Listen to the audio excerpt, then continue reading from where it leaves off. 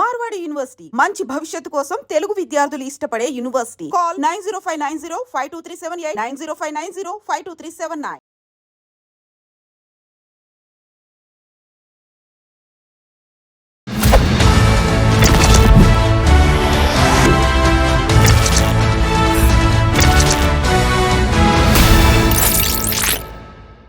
అందరికీ నమస్కారం. నేను స్వరూప పొట్లపల్లి. Welcome to trending topic.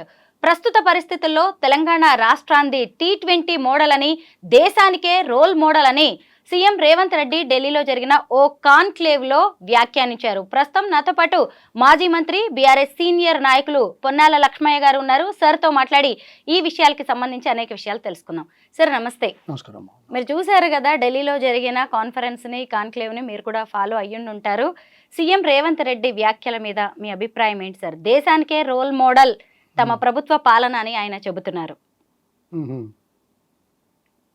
దేశానికే రోల్ మోడల్. మరి ఆయన ఇంకేం మాట్లాడతారని మీరు అనుకుంటున్నారు? గతంలో మాట్లాడిన దాంట్లో ఎంత సత్యం ఉంది, ఏం చేశారు అన్నది తెలిసి అడుగుతున్నారా, తెలియక అడుగుతున్నారా? ఇలాంటి ఆయన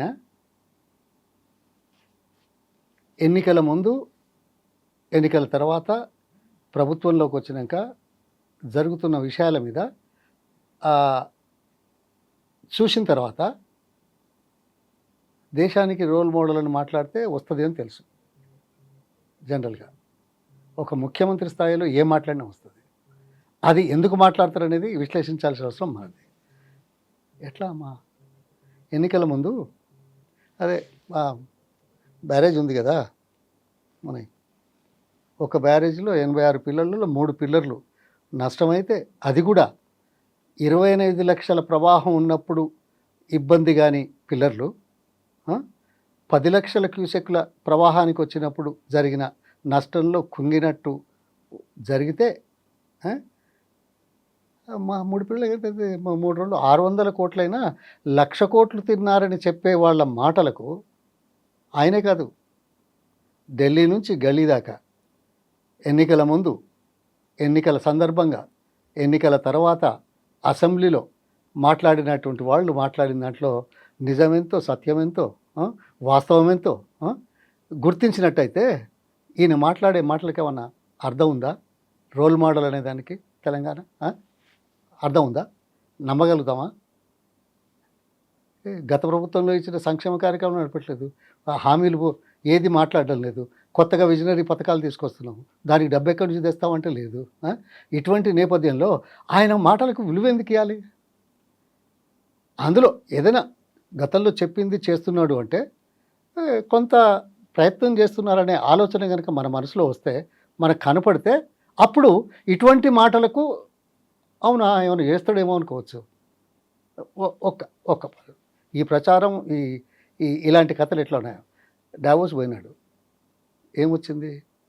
ఏదో 1,70,000 ఒప్పందాలని చాలా గంభీరంగా ప్రపంచంలో ఎక్కడ లేరని చేశాడు. తర్వాత అదే డావోస్లో మహారాష్ట్రకు దాదాపు 18 లక్షల కోట్లు వచ్చింది. అది ఇడిచిపెట్టండి, మహారాష్ట్ర పోయింది, తెలంగాణ పోయింది, దానికి ఎంత ఖర్చు, అది చిల్లర మాటలు వద్దు. ఒక మంచి పని పోతూ ఉంటే ఏదో ఇంత పెద్ద మనిషిగా ఖర్చుల గురించి మాట్లాడుతున్నారు అంత. ఓకే, చేశారు. ఎక్కడికి పోకుండా వెస్ట్ బెంగాల్ తన రాష్ట్రంలో 2 రోజుల ఇచ్చేసింది. అట్లాగే ఒరిస్సా చేసింది. అట్లాగే కర్ణాటక చేసింది. బెంగళూరులో ప్రపంచ నేతల్ని, కంపెనీలని, తర్వాత దేశంలో ఉన్న పెట్టుబడిదారులందరినీ పిలిచి. సిగ్గు ఉండాలి కదా. ఎక్కడికి పోకుండా వెస్ట్ బెంగాల్ ప్రభుత్వం ఎంత చేసింది? ఒరిస్సా లాంటి రాష్ట్రాలలో ఎన్ని లక్షల కోట్లు వచ్చాయి అగ్రిమెంట్స్? నా దగ్గర ఉన్నాయి, చూపెడతాను ఇప్పుడే, ఒకటే నిమిషం. మహారాష్ట్ర 18 లక్షలు, మధ్యప్రదేశ్లో మొన్న డావోస్లో కాదు వాళ్ళు పెట్టారు 30,77,000 కోట్ల పెట్టుబడులు వచ్చాయి అగ్రిమెంట్స్. సరే, అందులో ఎంత వస్తుంది, కొద్దిగా ఆలస్యం అవుతుంది, పక్క పెడదాం. మన దగ్గర కూడా అంతే, ఎక్కడైనా అంతే. మధ్యప్రదేశ్లో 30,77,000 కోట్లు, మహారాష్ట్రలో 18 లక్షలు డావోస్లో చెప్పిన దాని ప్రకారం, తెలంగాణలో డావోస్లో చెప్పిన దాని ప్రకారం 1.7, కర్ణాటకలో దాదాపు 10 లక్షల కోట్ల పైసలకు వచ్చింది. తర్వాత నిన్న వెస్ట్ బెంగాల్లో 212 ఎంఓయూలు సంతకం చేశారు. 212 ఎంఓయూలు. అందులో పెద్ద పెద్ద వాళ్ళు వచ్చారు. ఒక్కొక్కరు 50,000 కోట్లు, 60,000 కోట్లు. దేశంలోని వాళ్ళు, బయట దేశాల నుంచి వచ్చారు. తర్వాత ఆసాంది ఉంది, ఒరిస్సాది ఉంది, వాళ్ళు కూడా పెట్టారు. డావోస్ దాకా పోలే. పెట్టుబడిదారులను ఆహ్వానించి చేసిన దాంట్లో మన రాష్ట్రం కంటే ఈయన ప్రచారం ఏ రకంగా ఉన్నది చెప్పడానికి చెప్తున్నా. ఎంత సత్యం ఉంది అనేది చెప్తున్నా. హైదరాబాద్కు 1.7 lakhs రావడం ఒక గొప్పనా? అది నీ వలన? నిన్ను చూసి వచ్చారా? లేకుంటే ఈ సంవత్సరం నువ్వు వచ్చిన 15 నెలల్లో ఏదైనా కొత్త పారిశ్రామిక విధానం తెచ్చావా? దేనివల్ల వచ్చింది? రొటీన్గా వచ్చేటి వస్తాయి. గతంలో ఎంకరేజ్ చేస్తున్నాము. గతంలో వచ్చిన కంపెనీలు కొన్ని ఎక్స్పాండ్ అవుతున్నాయి, రావాలని వస్తారు. మీరు పెట్టే ఇబ్బందులకు తలొగ్గి ఒప్పందాలు చేసుకునే వాళ్ళు కూడా ఉన్నారు. మీరు గతంలో ఇచ్చిన ల్యాండ్ బెదిరించి ఎందుకు బెదిరిస్తారో చెప్పాల్సిన అవసరం లేదు. ఎగ్జాంపుల్స్ ఉన్నాయి. మాకు చాలా విషయాలు తెలుసు, దృష్టికి వస్తాయి. తెలుసు అంటే కనుక్కున్నది కాదు, దృష్టికి తీసుకురాబడ్డాయి. అందుకోసం చెప్తున్నా. అందుకోసం ఆయన మాటలకు ఇదేంది, ఇవన్నీ చూస్తే ఎట్లున్నదంటే గడప దాటదు, మాటలేమో కోటలు దాటుతాయి కదా. ఇవన్నీ ఇప్పుడిప్పుడు అర్థమవుతున్నాయి. నాకు ఇంతకుముందు అర్థం కాలే. ఈయన ఎవరు? మన ముఖ్యమంత్రి, మన రేవంత్ రెడ్డి కదా. ఆయన వచ్చిన తర్వాత ఉట్టి స్వర్గం దీనికి ఎట్లా వచ్చింది అనేది నాకు అర్థమైంది. తర్వాత ఏదో గడప దాటరు కానీ మాట కోటలు దాటుతాయి అనేది ఈయన వచ్చినాకనే తెలుసు. అంతకుముందు ఎందుకబ్బా ఇవన్నీ మాట్లాడినారు అనుకునేవాడిని నేను. ఈ రకమైన సేయింగ్స్ ఎందుకు వచ్చాయి నాకు అర్థం కాలే. ఇప్పుడు అర్థమవుతున్నాయి ఈ ఏడాది నుంచి. సార్, అదే కాన్క్లేవ్లో రేవంత్ రెడ్డి ఇంకొక మాట కూడా అన్నారు. ముఖ్యంగా ప్రధానమంత్రి నరేంద్ర మోదీతో ఎలాంటి విభేదాలు లేవు, ఆయన విధానాలతోనే మేము విభేదిస్తున్నామని చెప్పారు. అయితే గత ప్రభుత్వంలో కేంద్ర ప్రభుత్వ వైఖరి తెలంగాణ విషయంలో ఎలా ఉందో మనం అందరం చూసాము. ఇప్పుడు సీఎం మారారు, ప్రభుత్వం మారింది, పార్టీలు మారాయి. ఇప్పుడు ఏమైనా ప్రధాని మోదీ దృష్టికోణం తెలంగాణ విషయంలో మారే ఛాన్స్ ఉందంటారా? మీరు ఎందుకు మారుతుందని అడుగుతున్నారు? అంటే ఈయన అంటే కాంగ్రెస్ ముఖ్యమంత్రికి అనుకూలంగా చేస్తారా అని అడుగుతున్నారు. ఇది రాజకీయాలమ్మా, రాజకీయ పార్టీలు. మొదటి శత్రువు ఎవరు? ఎవరికైనా, ఆ పార్టీకైనా ఈ పార్టీకైనా. ఆ పార్టీకి వీళ్ళు, ఈ పార్టీకి వాళ్ళు, అంతే కదా దేశంలో, అంతే కదా. సరే, రాష్ట్రాల దగ్గరకు వచ్చేసరికి ప్రాంతీయ పార్టీలు ఉన్నాయి, రాజకీయాలు చేస్తారు. ఆంధ్రలో చూసాం మనం. గతంలో ఏ పార్టీకి సపోర్ట్ చేశారు, ఇప్పుడు ఏ పార్టీకి సపోర్ట్ చేసినారు మనకు తెలుసు. ఇటువంటి నేపథ్యంలో ప్రధాన శత్రువును అంతమొందించే కార్యక్రమం రాజకీయాల్లో ఉంటుంది కదా. అది లేకపోతే ఈ స్థాయికి వచ్చారా? సరే, మనం చేసే పరిపాలన మీద ప్రజల విశ్వాసాన్ని ఎట్లా చూరగొట్టాం, ప్రజలను ఏ రకంగా ముందుకు తీసుకెళ్ళగలుగుతాం, అభివృద్ధిని ఎంత త్వరితగతిన చేస్తామనే దాని మీద మళ్ళీ అది వేరే విశ్లేషణ. రాజకీయాలతో అధికారానికి దీనికి సంబంధం లేదు. మనలాంటి వాళ్ళని కూర్చొని మాట్లాడుకుంటే ఇవన్నీ మాట్లాడుకోవచ్చు. కానీ జనంలోకి వెళ్ళడానికి చేసేది తన ప్రధాన శత్రువు అయిన ఈ పార్టీని తప్పనిసరిగా కొడతాడు.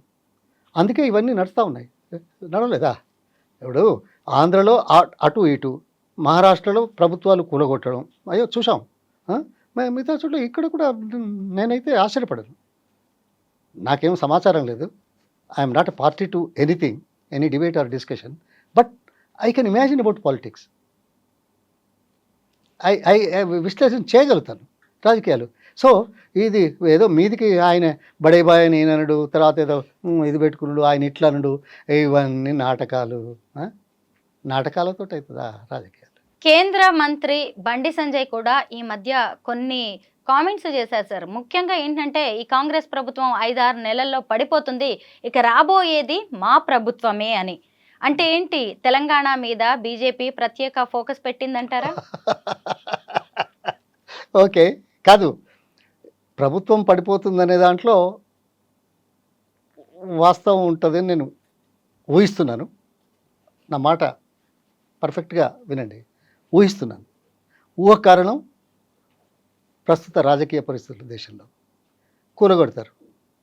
కూలగొట్టేది మేము కూలగొట్టినట్టుగా ప్రచారం అవుతుందా? చేసుకుంటారా మేము కూలగొట్టినామని? కూలగొట్టించే పరిస్థితికి వెనకాల ఉండి అన్నీ జరుపుతారు. కూలగొట్టిన తర్వాత మేము చేయలేదు, మేము ఎందుకు చేస్తాం, వాళ్ళు విరిపోయినరు అనే మాట ప్రజల ముందుకు రావడానికి చేసే ప్రయత్నం చేస్తారు. అంతే కదా, ఎవరైనా రాజకీయం అది. కూలగొట్టడానికి చేసే, వెనుక ఉండి చేసే నడిపే కార్యక్రమాలన్నీ నడిపిస్తారు. నడిపించిన తర్వాత కూలిపోయిన తర్వాత మేమెందుకు చేసాం, మేము చేయలేదు, వాళ్ళు విడిపోయి వాళ్ళు వద్దంటే మేమెందుకు వద్దంటాము? మా శత్రువే కదా, మా శత్రువు బలహీనపడితే మేము సంతోషపడతాం కదా. ఇది మళ్ళీ రివర్స్లా. ఆ రివర్స్లో ఎవరెవరు పొత్తులు కలుపుకుంటే మాకేం పోయింది, మా ప్రధాన శత్రువు అయితే పోయిండు అనే కోణం ఉంటుందని చెప్తున్నా. ఆ కోణంలోనే మొదటి మాట. రెండో కోణం, మేము అధికారంలోకి వస్తామనేది ఇక ఏది కలలు కంటున్నారు. ఎందుకంటే ప్రభుత్వం కూలిపోగానే వీళ్ళు వస్తారని. ఎందుకంటే మొన్న ఏదో పార్లమెంట్ సీట్లు వచ్చాయి, 2 ఎమ్మెల్సీలు వచ్చాయని. కానీ తప్పుడు అంచనా. అంటే నేను రాజకీయ కోణంలో మాట్లాడుతున్నా, అది తప్పుడు అంచనా. ఇప్పటి వరకు సౌత్లో ఈ పార్టీకి అంత స్థానం రాలా. ఇన్నేళ్ళైనా 2 పార్లమెంటు సీట్ల స్థానం నుంచి దేశాన్ని పరిపాలించే స్థాయికి వచ్చి 3వసారి కూడా మేనేజ్ చేసుకొని ఎట్లా ప్రాంతీయ పార్టీలతో కలిపి పొత్తు పెట్టుకుని వచ్చేశారు. ఈ ప్రాంతీయ పార్టీలలో ఉండే ఆ సెంటిమెంటును వాడుకొని ప్రాంతీయ పార్టీలు వస్తాయి. ఆ ప్రాంతీయ పార్టీలు ఎంత డెవలప్ చేశారనేది వేరు. కానీ కేంద్ర ప్రభుత్వంలో ఉన్న పార్టీ కానీ ప్రభుత్వం కానీ చొరవతోటి లేకపోతే, మంచిగా లేకపోతే ఇక్కడ మనగలగడం కూడా కష్టమే రాజకీయాల్లో ప్రభుత్వాలు. అంతే కదా. ఒక్క నిమిషం చెప్తా. బ్రిటిష్ వాళ్ళు మన దగ్గరికి ఎందుకు వచ్చారు? ఈస్ట్ ఇండియా కంపెనీ వ్యాపారంలో దోచుకుని పైసలు ఎక్కువయ్యి మన దగ్గర ఉండే మహారాజులు వాళ్ళను ఇబ్బంది పెట్టలే, సంతోష పెట్టడానికి చేసిన ఎత్తుగడల్లో విభజించారు. 4 అయితే 10 అయినాయి, 10 అయితే 20 అయినాయి, 20 అయితే 50 అయినాయి, ఆఖరికి 450 సంస్థానాలా? అవునా కదా. అంటే ఆ రీజనల్ సెంటిమెంట్తో ఉన్నరాజులు వాళ్ళకేదో లాభం జరుగుతున్నదనే ఉద్దేశమే కానీ మొత్తం దేశం గురించి ఆలోచన చేయలేకపోయినారు. ఇప్పుడు అదే పరిస్థితి వస్తుంది ఈ దేశంలో. అంటే ఇట్స్ ఎగ్జాక్ట్లీ బ్రిటిష్ అది ఈస్ట్ ఇండియా కంపెనీ ఎటువంటిదో బీజేపీ అటువంటిది. ఆ కోణంలో ఒకటేమో మతాన్ని ముందు పెడుతున్నది, రెండోదేమో చీల్స్తున్నది. మతాల పేరు మీద, ప్రాంతాల పేరు మీద చీల్చి విభజించి పెత్తనం చేయడానికి, అనసడానికి, భయపడడానికి. ఎవరికైనా ఇప్పుడు ప్రాంతీయ పార్టీ అయినా ఏ పార్టీ అయినా అధికారంలో ఉండాలనే కాంక్షతో వస్తారు కదా. అధికారంలో ఏం చేశారనేది debatable, that's different. We're always open. Even though BRS is a regional party, we're always open. We're much better than many states. We don't have to worry. అది ఊరికే రాలేదు తెలంగాణ. 6 దశాబ్దాలు చివరికి ఆయన చివరి ప్రయత్నం ఏదైతే ఆమరణాన్ని నిరాకరణ చేశారో దానివల్ల ఇవ్వాల్సి వచ్చింది. అంతేకాని ఆ ప్రేమతో ఇచ్చారా? 1 ఓటు అని చెప్పి 2 రాష్ట్రాలు అని చెప్పిన బీజేపీ మిగతా రాష్ట్రాలు 2 ఇచ్చింది కానీ తెలంగాణ ఇవ్వలేదే. మళ్ళీ అదే బీజేపీ ఒప్పుకోవాల్సి వచ్చింది. అంటే పరిస్థితులు మారుతున్న నేపథ్యంలో, ఒత్తిళ్లు వస్తున్న నేపథ్యంలో రాజకీయాలలో మార్పులు జరుగుతాయనేది గుర్తించినట్టయితే మనం ఆలోచించాల్సి ఉంది. అందుకోసం ఇవన్నీ ఊరికే కబుర్లు, మాటలు ఏదో మాట్లాడుకోవడానికి, జనంలో కనిపించడానికి. ఈ పూట అహో అమ్మ రోల్ మోడల్ అన్నాడా, అబ్బో బాగా పెద్ద ఆలోచన వచ్చిందే, ఆహా మోడీని కూడా అన్నాడా, ఏది గుజరాత్ని కూడా అంటాడా, ఆహా. అందుకే నేను డావోస్ సంగతి చెప్పిన, అందుకే మిగతా రాష్ట్రాలు ఎక్కడికి పోకుండా ఏం సాధించుకున్నారో చెప్తున్నా. అందుకోసం ఇవన్నీ నడిచేది కాదమ్మా. ఒక విశాల దృక్పథం, అంతిమ లక్ష్యం ప్రజలు, సంక్షేమం, ఆత్మగౌరవం, అభివృద్ధి. ఈ కోణంలో సరే వ్యక్తులు, రాజకీయ పార్టీలు ఉండాలి. రాజకీయ పార్టీలు అధికారంలో చేసిన ఎత్తుగడలు ఉంటాయి. అయినా వచ్చిన తర్వాత ఏ మేరకు చేసాం, 100% అవుతుందా కాదా అది వేరు. కానీ ఏ మేరకు చేసినాం, ఎవరైతే చేశారు. అరే 420 హామీలు, 5 గ్యారంటీలు, 6 గ్యారంటీలు ఎక్కడమ్మా? ఇంతకుముందే చెప్పాను వేరే దాంట్లో. ఎక్కడున్నావు? నీ మాట నమ్ముతారా? అసలు నిన్ను ముఖ్యమంత్రిని కూడా పిలిచే స్థాయిలో ఎవరు లేరు, గుర్తిస్తలేరు దేశం. ఇక్కడ రాష్ట్రంలో అయితే పోయింది.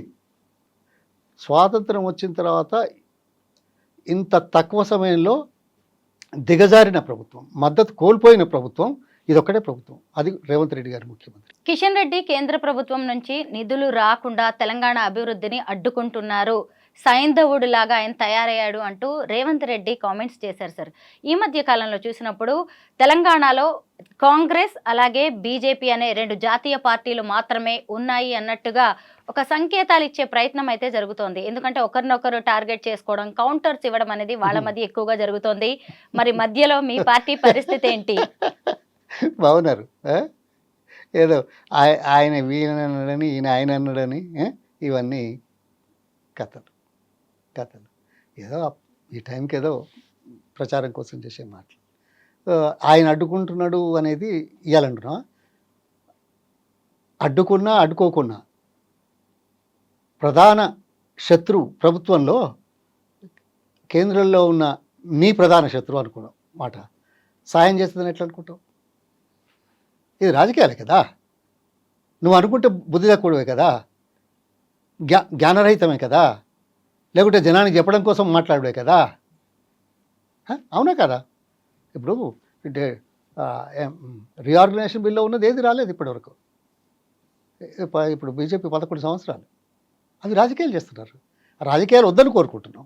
ప్రజాహితం కోసం ఆధునిక దేవాలయ సాక్షిగా, పార్లమెంటు సాక్షిగా ఆమోదించిన పథకాలు తీసుకురమ్మంటున్నాం. అది వినేవాళ్ళు ఎవరు? మళ్ళీ రాజకీయం కోసం ఏం చేయాలో గదే చేస్తారు, ఎప్పుడు చేయాలో గదే చేస్తారు. ఇప్పుడు ఒక్కనమాట ఇక్కడ చెప్పక తప్పదు. మామ్నూరు ఎయిర్పోర్ట్ ఇదేంటి? నేను ఆ జిల్లా నుంచి మంత్రిగా ఉన్నాను అప్పుడు 2008-9లో కూడా. గంటా శ్రీనివాసరావు కొత్తగా కిరణ్ కుమార్ రెడ్డి గవర్నమెంట్లో వస్తే ఆయన సంతకం, ఫస్ట్ సంతకం దేని మీద పెట్టించా, 25 కోట్ల రూపాయలు మామ్నూరు ఎయిర్పోర్ట్కు ల్యాండ్ సేకరించాలనే దాని మీద పెట్టించాను. అది నేను గొప్ప కోసం చెప్పట్లా, కానీ అది అవసరం అనేది గుర్తించాము అనేది ఒకటి. తెలంగాణ ఉద్యమం మొదటి నుంచి ఉంది, కానీ చివరికి ఎవరితో వచ్చిందో అది మీకు తెలుసు. అట్లాగే ఇది కూడా ఏం మాట్లాడతారు? జిఎంఆర్ వచ్చింది, చాలా పెట్టుబడి పెడుతున్నది. పెట్టుబడి పెట్టే నేపథ్యంలో కండిషన్ పెట్టింది. మరి హైదరాబాద్ ఇప్పుడిప్పుడే అవుతున్నది కదా, మాకు ప్యాసింజర్లు తక్కువైతే మాకు కష్టం అవుతుంది, మాకు వైబిలిటీ రాదు, అందుకోసం చుట్టుపక్కల 150 కిలోమీటర్ల వరకు మరో ఎయిర్పోర్ట్ రాకుండా ఉండాలనే కండిషన్ పెట్టింది. అది కూడా 25 సంవత్సరాలు ఏదో పెట్టింది, అంటే 2033 వరకు ఉంది. అయినా కేసీఆర్ గారు వర్ధనపేటకి వెళ్ళినప్పుడు అక్కడ ఒకటి ఇది మన టెక్స్టైల్ కాంప్లెక్స్, అందులో సౌత్ కొరియాను ఏదో వస్తారని ఆశించారు. దానికోసం వాళ్ళు ఆ రోజే ఇక్కడ ఎయిర్పోర్ట్ ఉంటే బాగుంటుంది, బయట నుంచి వచ్చే వాళ్ళకి ఎయిర్పోర్ట్ కావాలి కదా. అంటే ఈ కండిషన్ ఉన్నప్పటికీ కూడా కేంద్ర ప్రభుత్వం దగ్గరికి వెళ్ళి మంత్రిని కలిసి ఇక్కడ ఇండస్ట్రీ రావడానికి ఇది అవసరం అని చెప్పిన చరిత్ర కేసీఆర్. అదే కాదు, 2021లో ఈయన ఒత్తిడి వల్ల వాళ్ళు కమిటీ చేశారు. ఇది మా ఎయిర్ ఫోర్స్ అకాడమీ వాళ్ళది ఉన్నది కదా, వాళ్ళు చేసి వైబిలిటీ చూడండి ఎందుకైనా మంచిది అని వాళ్ళు చూసి ఇది ఇవ్వచ్చు అనేది ఉన్నది, కానీ కండిషన్ ఉన్నది కదా అనేది ఉన్నది. అయితే ఆగస్టు 20 అనుకుంటా 2023లో ఒక రాష్ట్ర క్యాబినెట్ ఆమోదించి ఆ కండిషన్ ఉన్నా ఇక్కడ ఇవ్వాలని చెప్పిన చరిత్ర కేసీఆర్ది. అంటే దురదృష్టితో చేసింది. ఆ తర్వాత ఏమైంది, ఇప్పుడు వీళ్ళు వచ్చారు. ఈయన పోయి అడిగితే వాళ్ళు ఐఏఎఫ్ అంటారా దాని, ఇండియన్ అసోసియేషన్ ఉంది కదా, airport authority, Indian airport authority, IA something, వాళ్ళు ఆల్రెడీ ఇది వైబుల్ అవుతుంది అని. ఈ లోపల ఏమైంది, జిఎంఆర్కు హైదరాబాదు ఊహించిన దానికంటే ఎక్కువగా అభివృద్ధి చెందింది, ఊహించిన దానికంటే ఎక్కువగా ప్యాసింజర్లు వస్తున్నారు పోతున్నారు, ఫ్లైట్స్ కూడా బాగా అయిపోయినాయి. దీన్ని తట్టుకోవడానికే వాళ్ళ ఇన్వెస్ట్మెంట్లు జరుగుతూ ఉన్నాయి. ఇక గక్కజలు ఎవరో రారు అనుకుంటే తప్పని కనబడతా ఉన్నది. అందుకోసం ఈ పరిస్థితుల్లో కేంద్ర ప్రభుత్వం ఏదో, అది కూడా ఆయన కొత్త మంత్రి వచ్చాడు, ఆయన పార్టీ అదేం పార్టీ అదేదో మరి ఏ పార్టీ అయితే ఆంధ్ర మంత్రి, యంగ్స్టరు, పాజిటివ్ మనిషి, కొద్దిగా ఉత్సాహవంతుడు, టక్కున కొట్టేసిండు. ఎందుకంటే ఎయిర్పోర్ట్ అథారిటీస్ వాళ్ళు ఇచ్చారు కదా, ఇచ్చారు కాబట్టి చేద్దామని చేశాడు. దాన్ని పార్టీ పరంగా వాడుకుందామని వాళ్ళు చేస్తున్నారు. చివరికి ఆ మంత్రి కూడా 3 రోజుల తర్వాత మోడీ గారు చెప్పిండు, మోడీ గారి కోసమే నేను ఇచ్చాను అని చెప్పుకోవాల్సి వచ్చిన పరిస్థితి వచ్చింది. లేకపోతే ఈయన అడుగుతూ ఇచ్చినట, నువ్వు అడిగితే ఇస్తే మిగతా ఎందుకు రావు అందాదా, ఎందుకమ్మా ఈ భ్రష్టు పట్టించుడు? ఆ? ఇగో నేనే తెలివి కలవాడిని, ప్రపంచం ఏం చూడదు, గుడ్డిది. ఆ? నాకు 2 కళ్ళు ఉన్నాయి, నేను బాగా చూస్తాను, ఏది చెప్తే తింటారనుకున్నంత బుద్ధి తక్కువ ఇంకోట్లేదు. ఆయనకు చాలా బుద్ధి ఉంది, ఏం చేస్తాం మరి. తెలంగాణ రాష్ట్ర ప్రస్తుత పరిస్థితులను చాలా చక్కగా వివరించారు sir. Thank you so much. Thank you.